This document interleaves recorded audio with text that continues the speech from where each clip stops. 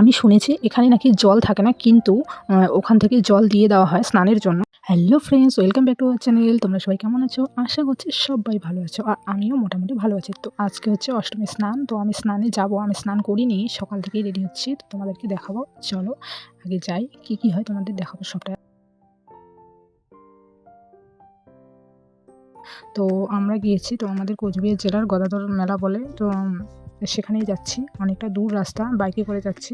তবে রাস্তাঘাটগুলো খুবই সুন্দর, আমার খুবই ভালো লেগেছিল। কিন্তু বন্ধুরা, এত জ্যাম, মানে কি বলবো, মানে বাইক একটা একটা করে লাইন লাইন করে দাঁড় করিয়েছে, তারপরেও কিন্তু প্রচণ্ড পরিমাণে ভিড় ছিল বন্ধুরা। তো তোমরা দেখলেই বুঝতে পারবে যে কীরকম জ্যামে পড়েছে। তো এটা তোমরা দেখতে পাচ্ছ যে অনেক লোক, কিন্তু এখানে আরও বেশি লোক ছিল, সেটা হয়তো তোমাদের আমি ক্যামেরাবন্দি করতে পারিনি। তারপর আমরা কিন্তু কিছুটা পথ এগিয়ে বাইক স্ট্যান্ডে রেখে হেঁটে হেঁটে যাত্রা শুরু করেছি। তো চলো বন্ধুরা, যাওয়া যাক। তো যেতে যেতে তোমাদেরকে দেখাবো যে আমি কোথায় পৌঁছে গেছি। তো আমার হেঁটে হেঁটে যেতে খুবই ভালো লাগে বন্ধুরা। সত্যি কথা বলতে আমি হাঁটতে অনেকটাই ভালোবাসি। এভাবে হাঁটতে হাঁটতে কিন্তু আমরা পৌঁছে গেলাম সেই গদাধর স্নানে। তো দেখতে পাচ্ছ বন্ধুরা, জনতাটা একবার দেখো, দেখলে জাস্ট মাথা ঘুরে যাবে। মানে প্রচুর লোক, প্রচুর। আমি তো জাস্ট আমার মাথা ঘুরে গেছে। আমি ফার্স্ট টাইম এখানে এসেছি।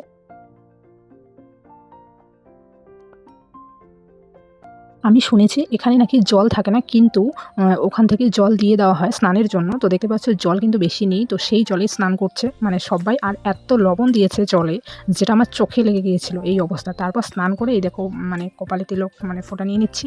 তারপর মন্দিরে ঢুকলাম। মন্দিরেও তো যাওয়া যাচ্ছে না। সত্যি বন্ধুরা, ভিড় তো হওয়ারই কথা, বছরে একটা দিন ভিড় কেন হবে না, তাই না? কিন্তু হ্যাঁ, এরকমই আমি ফেস করেছিলাম। তো সেটাই বলছি তোমাদেরকে। তো ওখানে কিছু খাওয়া দাওয়া করে আমরা চলে এসেছি একটু রাস্তায়, সেখানে একটু আমি রেস্ট নিচ্ছি, কারণ তো ফ্রেন্ডস, মেলা ঘুরে এসে এখন রাস্তায় একটু আমি রেস্ট নিচ্ছি এদিকে সাইডে, কারণ এখানে একটু আখের রস খাবো, তার জন্য।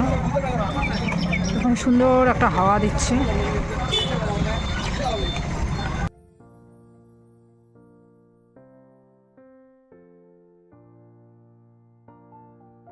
বন্ধুরা, আখের রস খেয়ে আমার একদম তৃপ্তি হয়ে গেল শরীর। এখন আমরা কিন্তু বাড়ির দিকে রওনা যাচ্ছি। এখন বাড়িতে এসেছি, তো এগুলো নিয়ে এসেছি খাওয়ার জিনিস। তো এগুলো আমি আমার বাবা মাকে দিচ্ছি, সবাইকে দিয়ে দিচ্ছি, তারপর রেস্ট করবো। তো চলো, টাটা।